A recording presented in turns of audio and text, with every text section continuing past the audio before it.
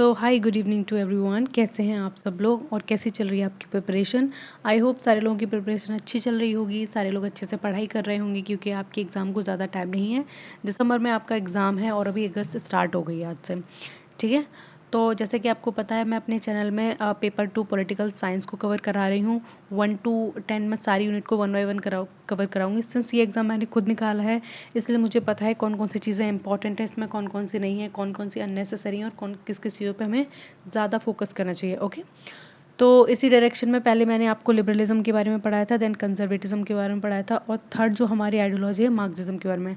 हम यूनिट 1 पढ़ रहे हैं क्योंकि अभी तो मैंने 2 ही यूनिट पढ़ा पाई है, अभी से स्टार्ट किया है। ठीक है, अभी हमारे पास बहुत टाइम है, कोई दिक्कत नहीं है, लेकिन हम अच्छे से पढ़ाई करेंगे, अपना पूरा पैटर्न बनाएंगे, रूटीन बना लेंगे तो क्या है आपका सिलेबस कंप्लीट हो जाएगा, आपकी रिवीजन भी हो जाएगी और डेफिनेटली आपके एग्जाम दिसंबर वाला क्रैक हो जाएगा।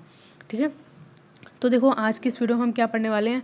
आज की इसमें हम मार्क्सिज्म को पढ़ने वाले हैं। देखो मार्क्सिज्म कहाँ से निकल कर आया। मार्क्सिज्म निकल कर आया मार्क्स से, कार्ल मार्क्स से। ये एक आदमी है, ठीक है, मतलब एक ह्यूमन बीइंग है, डेफिनेटली जर्मनी से है ये मार्क्स। तो उनके आइडिया से निकल कर आया, उनके विचारों से निकल कर आया मार्क्सवाद। तो हर आइडियोलॉजी में क्या है, एक दो चीज़ें या तो चीज़ें सिमिलर हैं या छोटी चीज़ें क्या है डिफरेंट हैं, लेकिन कोई ना कोई चीज़ें क्या हर चीज़ या हर आइडियोलॉजी क्या इस्टेब्लिश करने की कोशिश कर रही है, एक नया स्ट्रक्चर फॉर्म करने की कोशिश कर रही है, एक नए फॉर्म ऑफ जस्टिस को जस्टिफाई कर रही है या फिर एक ऐसी व्यवस्था बना रही है पूरे देश में, दुनिया में, जहाँ पे सबके साथ जस्टिस हो और जो एग्जिस्टिंग सिस्टम है, जो इनइक्वालिटी वेयर आर एग्जिस्टिंग, उनको क्या कर रही है, अपोज कर रही है, उनको लिमिट कर रही है, उनको चैलेंज कर रही है। तो इसी डायरेक्शन में मार्क्सिज्म की आइडियोलॉजी क्या करती है, क्या कहती है, प्राइमरीली किस पे फोकस करती है, क्यों ये फ्लरिश हुई और इसके आइडियाज़ आज दिन तक हमें चेरिश क्यों करते हैं हमारी सोच में। ठीक है, तो इसको हम पढ़ेंगे। I you all set guys? Okay, so Marxism is a social, political and economic theory developed by Karl Marx and Friedrich Engels। देखो ये दोनों ना बेस्ट फ्रेंड रहे हैं, कार्ल मार्क्स और ये फ्रेडरिक एंजल रहे हैं। तो इन लोगों के इन दोनों ने मिल के बहुत ज़्यादा अपने आइडियाज़ को डेवलप किया है। प्राइमरीली अगर पूछा जाए ये दोनों किससे एसोसिएटेड हैं, तो ऑफ कोर्स मार्क्सिज्म से एसोसिएटेड है। ठीक है, इन दोनों ने बहुत सारे मिल के पेपर्स पब्लिश किए, आर्टिकल्स निकाले, बुक्स लिखी, उनकी वजह से क्या हुआ, ये लाइमलाइट में आ गए। दोनों दोस्त थे ऑफ कोर्स। कार्ल मार्क्स बहुत ज़्यादा अच्छे प्रॉस्पेरस थे नहीं, ठीक है, लेकिन जो एंजल थे वो बहुत ज़्यादा प्रॉस्पेरस थे और मतलब कि एकदम से स्कॉलर्स के ग्रुप में रहते थे। इनके फादर का बैकग्राउंड भी बहुत अच्छा था। तो इस तरीके से जब इनकी दोस्ती हुई, इनके भी आइडियाज़ उनको पसंद आए और दोनों एकदम सेम आइडियाज़ से सोचते थे, जानते थे एक दूसरे को। तो इस तरीके से इन्होंने क्या किया, एक पूरी थ्योरी इस्टेब्लिश की, पूरे सिस्टमेटिक तरीके से उन्होंने बताया कि समाज का स्ट्रक्चर कैसा होना चाहिए, समाज में जो इनइक्वालिटी फैली हुई है उनको कैसे कम कर देना चाहिए। ठीक है, इस तरीके की बातें करते हैं दोनों। And it focuses on class struggle. देखो ये क्लास स्ट्रगल पे इनकी आइडियोलॉजी फोकस करती है सबसे ज़्यादा। अब क्लास स्ट्रगल क्या होता है, हमारी कुछ क्लासेस डिवाइड हैं। देखो इस तरीके से मैं आपको एक पिरामिड बना के समझाती हूँ। मान लो ये क्लास है, ठीक है, यहाँ पे रहते हैं कॉमन पीपल। अब कॉमन पीपल कौन है, जो गरीब हैं, ठीक है, जो डेली वेज लेवर्स हैं या फिर जो डेली का काम करते हैं या फिर जो बहुत ज़्यादा मतलब हार्ड वर्क करते हैं, फिजिकल वर्क करते हैं, वो लोग हैं। ठीक है, यहाँ पे क्या आ जाता है, यहाँ पे आ जाते हैं कि मान लो थोड़े से वेल्दी पीपल आ जाते हैं। ठीक है, यहाँ पे बिजनेसमैन को रख लेते हैं, हम यहाँ पे बिजनेसमैन को रख लेते हैं। ठीक है, ये सोसाइटी का मैंने स्ट्रक्चर बताया। ठीक है, यहाँ बिजनेस वाले लोग आते हैं और ये आ जाते हैं रूलर्स। ये क्या करते हैं, रूल करते हैं हम लोगों पे। ठीक है, इन्हें ब्यूरोक्रेट्स को कह दो, रूलर्स कह दो, या इन्हें इसे गवर्नमेंट बोल दो। इस तरीके से एक स्ट्रक्चर के बारे में बात करते हैं।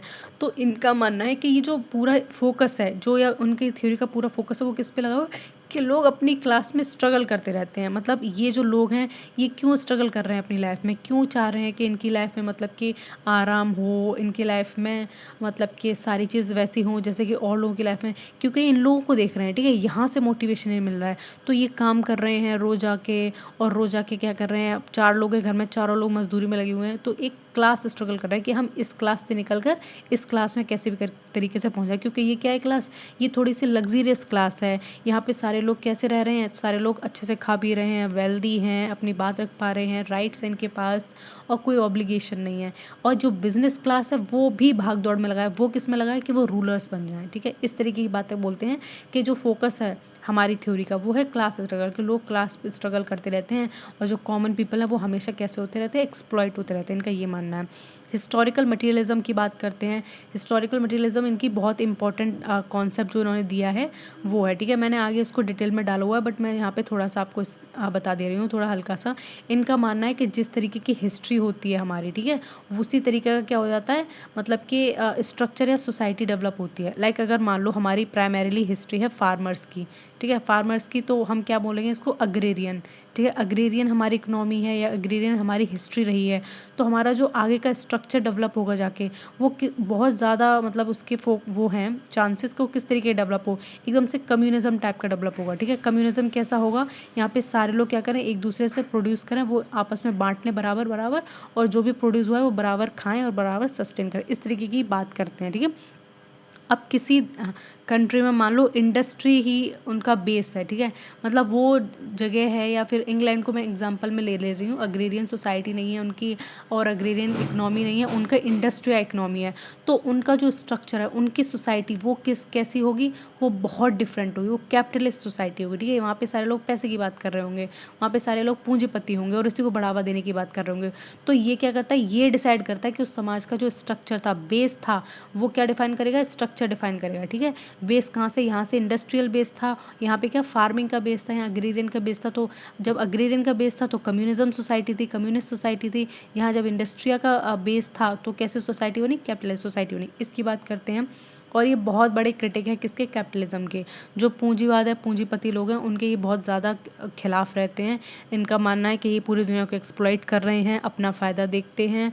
जो वर्कर्स हैं वो पूरी ज़िंदगी सफ़र करते हैं, इनके लिए काम करते हैं।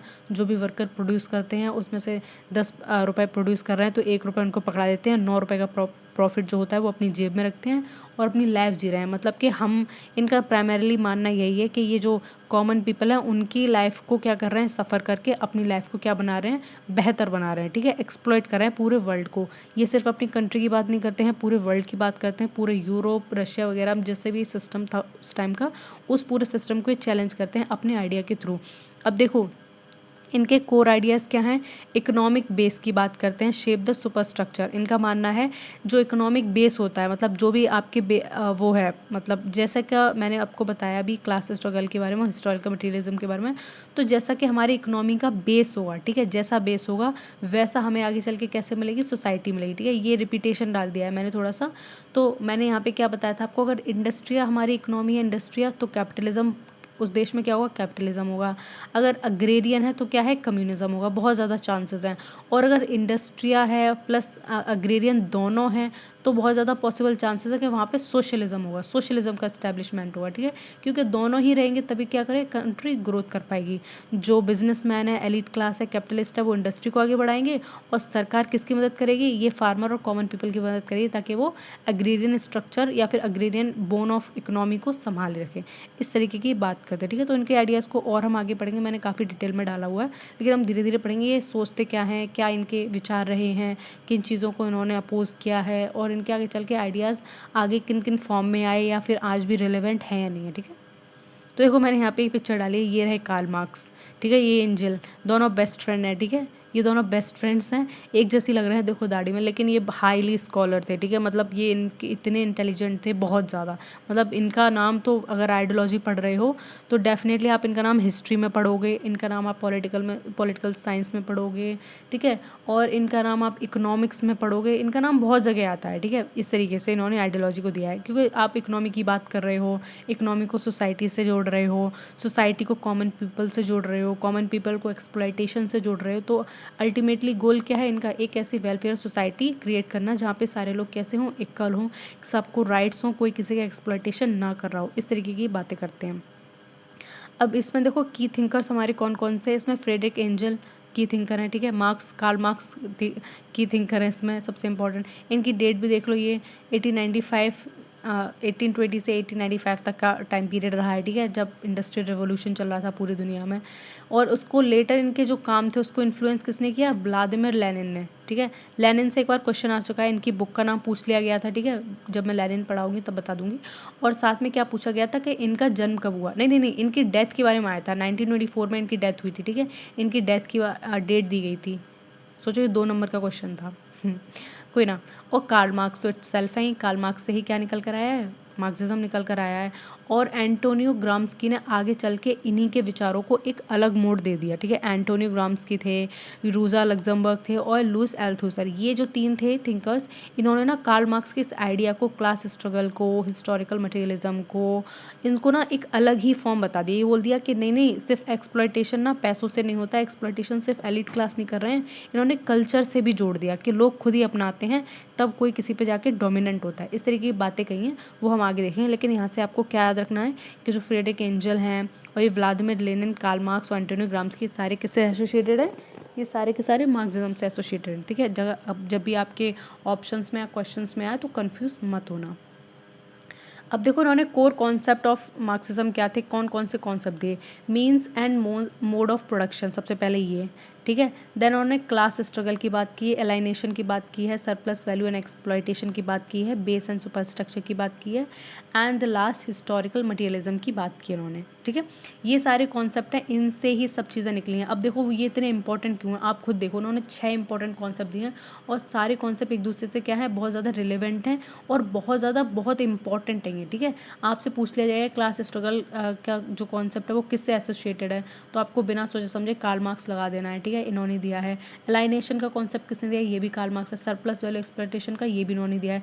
तो देखो अपनी नोटबुक में जब आप नोट्स बनाओ ना, तो ये सारे पॉइंट्स में ना नोट कर लेना, ठीक है। शॉर्ट नोट्स बनाओ आराम से, ये सारे पॉइंट्स नोट कर लेंगे, ये सारे किससे रिलेटेड हैं, ये मार्क्स से रिलेटेड है, कार्ल मार्क्स की सारी चीज़ें हैं, ठीक है, इस तरीके की। देखो अब इसमें हिस्टोरिकल मटेरियलिज्म को हम थोड़ा डिटेल में समझेंगे। हिस्टोरिकल मटेरियलिज्म क्या होता है, देखो इनका मानना है कि किस तरीके से हिस्ट्री से लेके आज तक चीज़ें डेवलप होती आई हैं। पहले देखो मैं अपना ह्यूमन का एवोल्यूशन का एग्जांपल लूँगी। पहले ह्यूमंस क्या थे, हंटर गैदरर्स से, बाद में क्या है, कम्युनिटी बना ली, कम्युनिटी से क्या है, जनपद बना लिए छोटे छोटे, फिर सिटीज़ बना ली, सिटी से फिर क्या हुआ, उन्होंने टेरिटरी बना ली अपनी अपनी, फिर उसके बाद क्या हुआ, सोवराइन नेशन बन गए और आज क्या है, पूरे इंडिपेंडेंट कंट्रीज़ है, ठीक है। ये इंडिया बना दिया मैंने, इंडिपेंडेंट कंट्री है।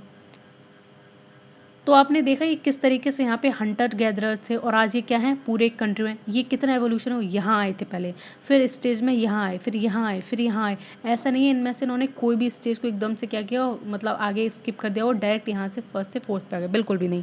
बहुत, जब भी किसी चीज़ का एवोल्यूशन होता है तो वो काफ़ी स्टेप्स में होता है, प्रोसेस में होता है। ऐसा नहीं है कि आप यहाँ से डायरेक्ट यहाँ आ सकते हो। जब इसकी स्टेप्स दी गई हैं तो आपको उन्हें फॉलो करना पड़ेगा। हमने ये सारे स्टेप्स फॉलो किए हैं, अब हमने इंडिया बना ली, अपनी कंट्री बना ली है, सभ्य भी हो गए हैं हम लोग। तो वही हिस्टोरिकल मटेरियलिज्म बात करता है सोसाइटी डेवलप थ्रू स्टेजेस, जो हमारी आज की सोसाइटी हमें देखने को मिलती है आसपास, ठीक है। हम जैसे सोसाइटी में रह रहे हैं, जैसे हम समाज में रह रहे हैं, वो कैसे डेवलप हुए हैं, तो उसकी बात ये करते हैं कार्ल मार्क्स। तो कहते हैं कि वो स्टेजेस में डेवलप हुए, डिफरेंट डिफरेंट स्टेज में। तो कहते हैं कि पहले प्रिमिटिव कम्युनिज्म था। अब प्रिमिटिव कम्युनिज्म इनका मतलब क्या था, ठीक है। इनका मानना था कि जब हंटर गैदरर्स थे और उन्होंने जब कम्युनिटी बना ली, ठीक है, जब उन्होंने साथ में रहना शुरू कर दिया, यहाँ पे बहुत सारे लोग रह रहे हैं, ठीक है, यहाँ पे बहुत सारे लोग रह रहे हैं, तो एक कम्युनिज्म था। कम्युनिज्म क्या था कि ये जो लोग थे और ये लोग थे, एक कॉमन फील्ड की क्या करते थे, टेक केयर करते थे, ठीक है। उसमें जो भी क्रॉप्स प्रोड्यूस हुआ करती थी, जिस पर पानी वगैरह ये सारे लोग मिलकर लगाया करते थे, उसकी मतलब सोइंग विनोइंग वगैरह जो भी इसके स्टेप्स होते थे, मेथड होते थे क्रॉप प्रोडक्शन के, सारे मिलके किया करते थे। और क्या हुआ करता है, जब इसमें से जब गेहूं या जो भी चावल निकलता था, ये सारे लोग आपस में क्या कर लेते थे, बांट लेते थे इक्वली। तो इससे क्या साबित होता है कि जो मीन्स ऑफ प्रोडक्शन है, या फिर जो हमने प्रोडक्शन किया उसका जो सरप्लस था, या फिर उसका जो जितना भी प्रोडक्शन था, वो सब इन्होंने क्या किया, आपस में बराबर बांट लिया। और यही इनका मानना था, ये कम्युनिज्म है, ठीक है। तो इनका मानना है कि सबसे पहले कम्युनिज्म आया, उसके बाद क्या है, स्लेवरी आना शुरू हो गई। स्लेवरी कब आई थी, आपने अगर थोड़ी सी भी हिस्ट्री वगैरह पढ़ी है तो आप इसको एसोसिएट कर पा रहे हो, ठीक है। इस तरीके से लोग रहते थे। फिर जब उन्होंने बहुत ज़्यादा जनपद बना लिए, जैसे महाजनपद हुए थे हिस्ट्री में, 16 महाजनपद हुए थे, तो उनमें क्या हुआ, राजा ने बनना शुरू हो गए, ठीक है। वो राजा लोग अपने बनाने लगे कि हम रूल करेंगे, बाकी सारी जनता को तुम मतलब जनता काम करेगी, हम रूल इसलिए करेंगे ताकि तुम लोग को बाहर से कोई परेशान ना करे, ठीक है। हाँ बात है तो कैसे भी करते थे, लेकिन मोटिव बस यही था कि हमारे पास पावर आ जाए। तो इसमें क्या था, स्लेवरी भी आ गई साथ में, गुलामी जिसको कहते हैं। मान लो इन दोनों में लड़ाई हो गई, ठीक है, अब इन्होंने यहाँ के जो लोग हैं उनको मतलब प्रिजनर बना लिया, एक तरीके से प्रिजनर ऑफ वॉर कहते हैं जिसको, वो बना लिया। आपको क्या लगता है इन्हें पूड़ी और हलवा खाने के लिए बनाया, बिल्कुल नहीं। इन्हें क्या करेंगे, गुलाम बनाएंगे, या तो इनको यहीं पे काम करवाएंगे क्योंकि ये टेरिटरी तो इनकी हो गई, या फिर इनको क्या करेंगे, अपने जनपद में ले जाएंगे और वहाँ पे जाके क्या करेंगे, स्लेवरी करवाएंगे, उनसे काम करवाएंगे। तो कम्युनिज्म से क्या स्टैब्लिश हुआ, स्लेवरी। फिर आया फ्यूडलिज्म। फ्यूडलिज्म क्या होता है, जब बड़े बड़े जमींदार और बड़े बड़े किसान खड़े हो जाते हैं, जब बहुत ज़्यादा किसान बड़े बड़े आ जाते हैं, वो क्या करते हैं, इस ज़मीन पे काम करवाते हैं, ठीक है, लोगों से। ये लोग हैं, इनकी ज़मीन पे काम कर रहे हैं, ठीक है, पैसा इन्हें दे रहे हैं। ये क्या कर रहे हैं महाशय, ये कर रहे हैं कि उस पैसे में से 50 पैसे इन लोगों से कह रहे हैं तुम बांट लो, और बाकी के 500 पैसे ये अपनी जेब में रख रहे हैं। तो बताओ किसका प्रॉफिट ज़्यादा हुआ। ऑब्वियस सी बात है, ये फ्यूडल लॉर्ड्स होते हैं, ठीक है, इनका प्रॉफिट ज़्यादा हुआ। 500 अपनी जेब में रख लिए और 100 रुपये ने पकड़ा दिए कि लो 10-10 बांट लेना। इस तरीके से फ्यूडलिज्म स्टैब्लिश हुआ। और फ्यूडलिज्म के बाद क्या हुआ, कैपिटलिज्म आ गया। अब कैपिटलिज्म तो सब जानते हैं, कैपिटलिज्म का मतलब क्या है, पूरा मार्केट ये क्या हुआ, एलिट लोगों ने घेर लिया। मतलब एलिट लोग कौन होते हैं, जो बड़े बड़े उद्योगपति होते हैं, ठीक है, एलिट क्लास जिसको बोलते हैं। उन्होंने पूरा मार्केट कब्जा लिया, हर चीज़ खुद बना रहे हैं, पिन से लेके कार तक सारी चीज़ें खुद बना रहे हैं, ठीक है, खुद ही बेच रहे हैं, दूसरे लोगों को मार्केट में उतरने ही नहीं दे रहे हैं, उसे मौका नहीं दे रहे हैं। कोई अपनी छोटी सी इंडस्ट्री बनाने का सोच भी रहा है तो उसको तुरंत खरीद ले रहे हैं और अपने अपने इंडस्ट्री में मर्ज कर ले रहे हैं। तो इस तरीके से कैपिटलिज्म आ गया, एक्सप्लॉयटेशन होने लगा, किसका, कॉमन पीपल का। उनके पास सोर्स ऑफ इनकम नहीं रहे हैं, ठीक है, अपना काम शुरू नहीं कर सकते, क्योंकि जब आप किसी मार्केट में, कैपिटलिस्ट मार्केट में उतरोगे तो आपको बहुत ज़्यादा टाइम लग जाएगा। आप एकदम छोटी सी इंडस्ट्री लेके ऊपर बढ़ने की कोशिश कर रहे हो, ठीक है, क्योंकि ये जो फैक्टर्स हैं, ये जो एक्टर्स बैठे हैं ऊपर, वो आपको मार्केट में नहीं उतरने देंगे, ठीक है। तो आपके सामान को क्या करेंगे, या तो खुद खरीद लेंगे ज़्यादा दाम देके और आपको कह देंगे चलो तुम बैठो घर पे आराम से, तुम्हारा सामान हम बेच देंगे। और जो तुमसे खरीदा है 50 रुपये में, आगे चल के 100 रुपये में बेच देंगे, ठीक है, 50 रुपये इनके पॉकेट में फिर भी मुनाफा पहुंच जाए। इस तरीके से कैपिटलिज्म आया। तो ये कहते हैं कि आप रिवोल्यूशन करो, मतलब कि पूरे जो कॉमन पीपल हैं सारे लोग मिलके ना एक रिवोल्यूशन करो, रिवॉल्ट करो, सोशलिज्म को स्टैब्लिश करो। सोशलिज्म क्यों स्टैब्लिश करो, जब आप कम्युनिज्म को सपोर्ट करते हैं, कहते हैं हाँ कम्युनिज्म आएगा लास्ट में, लेकिन कम्युनिज्म से पहले ना सोशलिज्म स्टैब्लिश करो। क्यों, कि वो उनका मानना है कि जब सारे वर्कर्स इकट्ठे हो जाएंगे तो उन वर्कर्स में भी कुछ लोग ऐसे होने चाहिए जो उन वर्कर्स को लीड करें उन्हें, क्योंकि इन वर्कर्स को तो पता ही नहीं आगे हम क्या करें। तो ये जो दो लोग हैं ये बताएं कि तुम आगे क्या करो, और जब वो बता देंगे आगे हम ये करेंगे वो करेंगे, तो ये लोग अपनी पावर को छोड़ देंगे और इस तरीके से फिर से कम्युनिज्म स्टैब्लिश हुआ। समझ में आ गया। कम्युनिज्म से हमने शुरू किया और कम्युनिज्म पर आ गए। तो ये इनका हिस्टोरिकल मटीरियलिज्म का कॉन्सेप्ट था। समझ में आया, आई होप सारे लोगों को समझ में आएगा। ये जो कार्ल मार्क्स थे कम्युनिज्म को बहुत ज़्यादा सपोर्ट करते थे, ठीक है, क्योंकि पूरी दुनिया में देख रहे थे फैक्ट्री लगी हैं, फैक्ट्रियों में औरत काम कर रही हैं, बच्चे काम कर रहे हैं, रो रहे हैं, बीमारियों से मर रहे हैं, रहने के लिए घर नहीं है, गंदा पानी पी रहे हैं, बीमारियों में रह रहे हैं। तब इनके दिमाग में आया कि जो मतलब उच्च वर्ग है, जिन्हें एटलीस्ट एलीट क्लास कहते हैं, वो मज़े मार रहे हैं, और जो कॉमन पीपल हैं बेचारे वो क्या कर रहे हैं, सफ़र कर रहे हैं अपनी लाइफ में। तब ये पूरा अपना कॉन्सेप्ट देते हैं, बुक्स में, आर्टिकल्स में निकालते हैं कि हम जब स्टार्टिंग में जब हमने कम्युनिटी बनाई थी, जब हम बहुत ज़्यादा सिविलाइज नहीं थे, हम बहुत पहले के जब ह्यूमन फॉर्म में आए थे, हम हंटर गैदर से, उसके बाद हमने कम्युनिज्म इस्टेब्लिश किया। तो हम एक ऐसा सिस्टम इस्टेब्लिश करेंगे जहाँ से फिर से कम्युनिज्म आएगा, हम फिर से खुश रहेंगे सब तरीके से। तो इस तरीके की बात करते हैं, ठीक है। एंड द मटीरियल कंडीशन मतलब economy determines the course of history. और वो कहते हैं कि जो मटीरियल कंडीशंस होती हैं किसी भी इकोनॉमी की, वो डिसाइड करते हैं इकोनॉमी आगे चल के कैसी बनेगी। मतलब सीरियसली वही बात है कि अगर इंडस्ट्री है एक कंट्री में बहुत ज़्यादा, ठीक है, तो उसकी सोसाइटी कैसी होगी, आगे चल के कैपिटलिस्ट बनेगी, ठीक है। किसी में मतलब अग्रेरियन है, एग्रीकल्चर करती है, तो आगे चल के क्या बनेगी, सोशलिस्ट बन जाएगी, ठीक है, या फिर कम्युनिस्ट बन जाएगी। इस तरीके की ये बातें करते हैं अपने कॉन्सेप्ट में। आई होप सारे लोगों को यहाँ तक ये सारी चीज़ें समझ में आ गई होंगी। आ गई है ना समझ, चलो फिर तो बढ़िया है। हाँ, तो अब नेक्स्ट इनका बहुत ज़्यादा इंपॉर्टेंट कॉन्सेप्ट है क्लास स्ट्रगल का। जस्ट अ सेकेंड, कहाँ गया पेन। तो देखो नेक्स्ट जो इनका इंपॉर्टेंट कॉन्सेप्ट है वो है क्लास स्ट्रगल का। History is the history of class struggle. तो इनका मानना है कि जो हिस्ट्री है हमारी, जो पूरी हिस्ट्री लिखी गई है, वो हिस्ट्री किसी और चीज़ की नहीं है, वो हिस्ट्री किसकी है, क्लास स्ट्रगल की है। मतलब क्या हुआ है, आपने हिस्ट्री में देखो किताबें पढ़ी होंगी कि संथाल रिवोल्यूशन हुआ था, कि मतलब कि ब्रिटेन में बहुत ज़्यादा लोगों का रिवोल्यूशन हुआ था, फ्रांस में रिवोल्यूशन हुआ था, रशिया में रिवोल्यूशन हुआ था, और भारत में भी रिवोल्यूशन हुआ था, 1857 की क्रांति जिसको कहते हैं, चाइना में, वियतनाम में, लाओस, कंबोडिया, हर जगह रिवोल्यूशन हुआ था। तो इनका मानना है ये हिस्ट्री नहीं है, ये हिस्ट्री है क्लास स्ट्रगल की। मतलब कि जब एक क्लास को दूसरी क्लास ने हद से ज़्यादा दबा लिया, तो जब वो अपनी हक की आवाज़ करने आए हैं, तो उस हक की आवाज़ ही क्या है, हिस्ट्री बन गई है, ठीक है। जब ये सारे लोग हैं यहाँ पे, जब कॉमन पीपल रह रहे हैं, जब इन सारे लोगों को से क्या कर रहे हैं, अपने हक की बात कर रहे हैं, ठीक है, तो ये स्ट्रगल कर रहे हैं इस क्लास पे पहुँचने के लिए, तो वही तो हिस्ट्री है। ठीक है। तो ये इनका ये कॉन्सेप्ट है और सही भी है, मतलब आप अगर ब्रॉड थोड़ा सोचो तो ये सही कह रहे हैं। मतलब आज तक जितनी भी हिस्ट्री की बुक्स लिखी हैं, हिस्ट्री पढ़ी है हमने, क्या पढ़ा है हमने, यही तो पढ़ा है ना कि जो गरीब लोग हैं वो अमीरों को मतलब कि बताना चाहते हैं कि हम भी इंसान हैं, हमें भी इंसान की तरह ट्रीट करो। जो महिलाएं हैं वो कहती हैं हमें इक्वल राइट्स दो, जो बच्चे हैं वो भी कहते हैं हम इस एनवायरनमेंट में आए, एक पोल्यूशन फ्री एनवायरनमेंट में। इस तरीके से जब बातें करते हैं तो क्या है ये सब क्लास स्ट्रगल। तो आज हम पढ़ाई कर रहे हैं, क्यों पढ़ाई कर रहे हैं, क्यों हमें पता है कल हमारी जॉब लग जाएगी, जॉब लगने के बाद हो सकता है हमारा स्टेटस और बढ़ जाए समाज में। जब हमारे पास सारी चीज़ें होंगी तो हमारे पास क्या होगा, स्टेटस बढ़ जाएगा।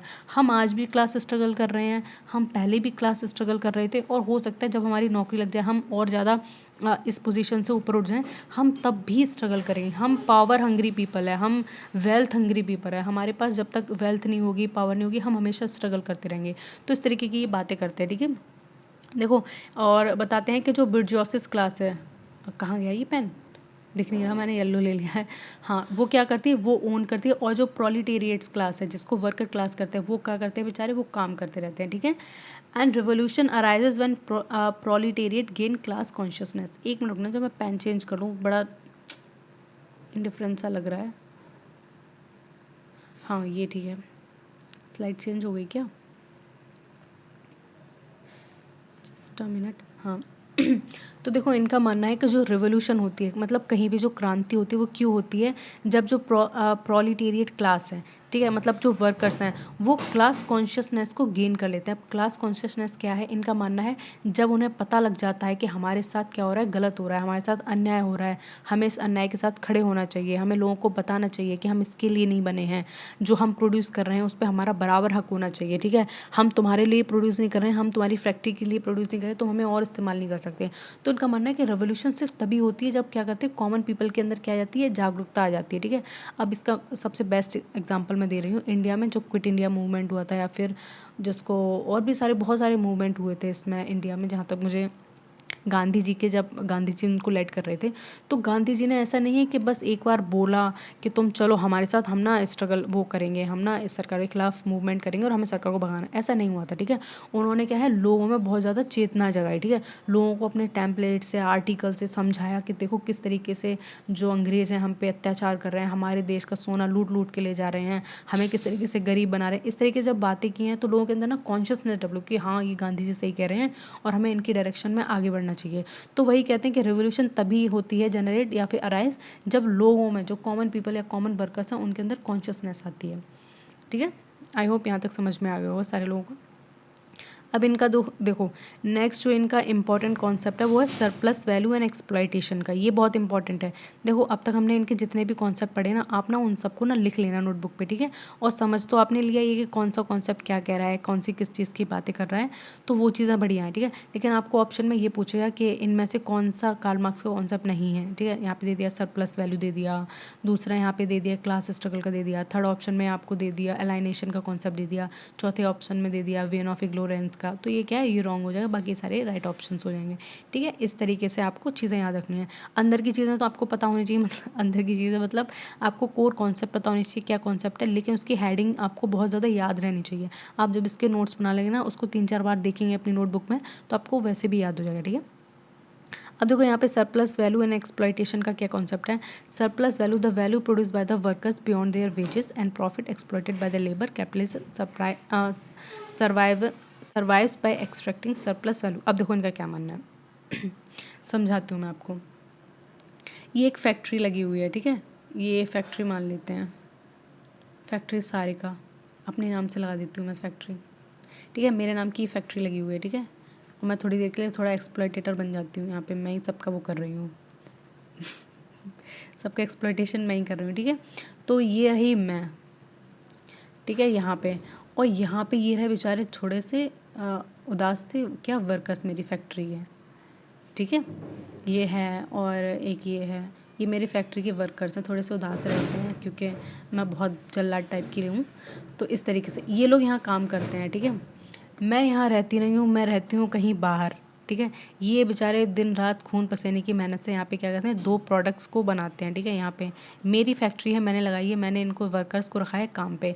ये 2 क्या लगाते हैं, इस पे क्या लगाते हैं, दोनों मेहनत लगाते हैं, ठीक है। इन दोनों प्रोडक्ट को बनाते हैं। इस प्रोडक्ट को मैं जाके मार्केट में बेचती हूँ 100-100 रुपए का, ठीक है। एक प्रोडक्ट 100 रुपये का और ये वाला 100 रुपये का, तो ये कितने का टोटल प्रॉफिट कितना हो गया, 200 रुपये का प्रॉफिट हो गया मुझे, ठीक है। लेकिन मैं एज अ सैलरी इन लोगों को कितने रुपये देती हूँ, 50-50 रुपये, ठीक है। इसको 50 रुपये दे देती हूँ और इसको 50 रुपये दे देती हूँ। खैर मैंने रेशियो थोड़ा ज़्यादा कर दिया है, 50 नहीं, मैं इनको ना 20-20 रुपये दे देती हूँ, इसे भी 20 रुपये और इसको भी 20 रुपये, ठीक है। तो देखो यहाँ पे क्या कहते हैं कार्ल मार्क्स कि जो सरप्लस वैल्यू थी, जो इसकी एक्चुअल वैल्यू थी, एक्चुअल वैल्यू कितनी थी इसकी, 100 रुपये थी, ठीक है। मैंने उसमें से काट लिए 80 रुपये और सिर्फ 20 रुपये एज अ सैलरी इनको पकड़ा दी, और जो 80 रुपये थे वो मैंने अपनी किस में कर लिए, पॉकेट में। तो कहते हैं कि जो प्रोडक्ट की सरप्लस वैल्यू होती है, जो 80 रुपये होती है, वो क्या करते हैं, वो जो एक्सप्लॉयटेटर्स होते हैं, एलिट क्लास होते हैं, वो अपनी पॉकेट में रख लेते हैं, और बाकी जो बहुत ज़्यादा बहुत एज अ सैलरी के फॉर्म में देते हैं, वो क्या करते हैं, अपनी वो आपको दे देते हैं। तो इस तरीके से समझाना चाहते हैं। इसमें प्रॉफिट किसका हुआ, एक्सप्लॉयटेटर का, मतलब कि मेरा, जो मैं एक्सप्लॉयट कर रही हूँ, ठीक है। एंड और इसमें घाटा किसका हुआ, आप लोगों का, मेहनत आपकी लगी है, ठीक है, काम आपने किया है, भले फैक्ट्री मेरी थी, मैं कभी देखने नहीं आई तुम लोग कैसे रह रहे हो कैसे नहीं, पूरी मेहनत आपने की है, तो इस पर पूरा हक किसका होना चाहिए था, आपका होना चाहिए था। बेसिकली कार्ल मार्क्स जिस तरीके से कहते हैं कि आपने प्रोडक्ट बनाया तो आप इसको मार्केट में बेचो और जो 100 रुपये आएंगे वो अपनी जेब में रखो। लेकिन ऐसा नहीं हुआ, मैं मिडिल मैन बन गई, मैं बीच में बन गई कि नहीं नहीं तुमने मेरी फैक्ट्री में प्रोड्यूस किया, लाओ लाओ लाओ इसको मैं बेच के आऊँगी। तो मैंने प्रोडक्ट तो 20 रुपये का बेच दिया, ठीक है, 80 रुपये अपनी जेब में रख लिए और 20 रुपये तो मैं पकड़ा दिए, लो अपना और काम शुरू करो। तो इस तरीके से क्या है, जो सरप्लस वैल्यू, जो उसकी एक्चुअल वैल्यू है, वो कहाँ जाती है, वो जाती है एक्सप्लॉयटेटर के जेब में, और प्रॉफिट उसको ही होता है, और सफ़र कौन करता है, बेचारे वर्कर्स करते हैं, ठीक है। And capitalism survive by extracting surplus value, और जो कैपिटलिज्म, जो पूंजीवाद है, वो किस तरीके से सर्वाइव करता है, क्योंकि वो एक्चुअल वैल्यू को अपनी जेब में रख लेता है, ठीक है। अगर वो उसकी रियल वैल्यू जो है, एक्चुअल वैल्यू है, अगर वो वर्कर्स को दे देगा तो क्या होगा, तो कैपिटलिज्म खत्म हो जाएगा, होगा ही नहीं कैपिटलिज्म। लेकिन इसका बिल्कुल रिवर्स होता है, क्या होता है, कैपिटलिज्म अपनी जेब में सारे पैसे रख लेते हैं, ठीक है, अपने वेलफेयर के लगाते हैं। इस तरीके से क्या होता है, कैपिटलिज्म सर्वाइव करता है, ठीक है। सरप्लस वैल्यू का समझ में आ गया होगा कॉन्सेप्ट, आई थिंक। ये बहुत ज़्यादा इंपॉर्टेंट है, बेस एंड सुपर स्ट्रक्चर का इनका कॉन्सेप्ट। बेस और सुपर स्ट्रक्चर का कॉन्सेप्ट हम समझेंगे। Base is the economic structure, forces and relation of production. Super structure law, politics, religion, education. Base influences the structure. देखो इनका मानना है कि जिस तरीके से सोसाइटी का ये आधार होगा, मतलब जिस तरीके से बेस होगा, उसी तरीके की सोसाइटी डेवलप होगी, ठीक है। अब मान लो यहाँ पे क्या है, यहाँ पे कॉमन लोग रह रहे हैं, ठीक है, हर तरीके के कॉमन लोग रह रहे हैं, ठीक है। यहाँ पे ब्लैक स्मिथ है, कारपेंटर है, कॉबलर है, और बहुत तरीके के लोग रह रहे हैं एकदम। तो यहाँ पे बहुत यहाँ पे रहने वाले लोगों का जो कंडीशन है वो डिसाइड करिए यहाँ पे किस तरीके की सरकार आएगी। जब इस तरीके के लोग रह रहे हैं तो क्या आप एक्सपेक्ट करते हो यहाँ पे हाईएस्ट लॉ मेकिंग या फिर हाईएस्ट इंटेलिजेंट लोग रह रहे होंगे? बिल्कुल नहीं, कॉमन पीपल रह रहे होंगे, जिसमें रूलर हो सकता है, ठीक है, उसकी एक क्या हो सकती है, अरिस्टोक्रेसी हो सकती है यहाँ पे, ठीक है, मतलब ब्यूरोक्रेट्स हो सकते हैं उसके। इस तरीके के स्ट्रक्चर को आप क्या कर सकते हो, एज्यूम कर सकते हो, समझ सकते हो। तो इसको इन्होंने बोला है बेस, और इसको बोला है सुपर स्ट्रक्चर। मतलब जिस तरीके का बेस होगा उस तरीके की क्या होगा, ऊपर की सोसाइटी हमारी बनेगी, जिसको हम सुपर स्ट्रक्चर कहते हैं। यहाँ पे क्या है, यहाँ मैंने इंडस्ट्री लगा दी पूरी, यहाँ पे इंडस्ट्री लग रही है हर जगह, सारे लोग वर्कर्स काम कर रहे हैं, सबके पास इंडस्ट्री में काम है, औरत हैं, बच्चे हैं, बड़े हैं, बुजुर्ग हैं, सबके पास इंडस्ट्री में काम है। कोई हैंडलूम की इंडस्ट्री में है, कोई बिस्किट की इंडस्ट्री में है, कोई ग्रॉसरी में है, किसी में भी है। तो वहाँ की जो इकोनॉमी होगी, वहाँ की जो सोसाइटी होगी, वो किस तरीके से होगी, कैपिटलिस्ट सोसाइटी होगी, कैपिटलिस्ट होगी। समझ में आ गया? हाँ, तो बहुत ज़्यादा चांसेस हैं कि उस तरीके जो सुपर स्ट्रक्चर बनेगा, कैसे बनेगा, कैपिटलिस्ट बनेगा।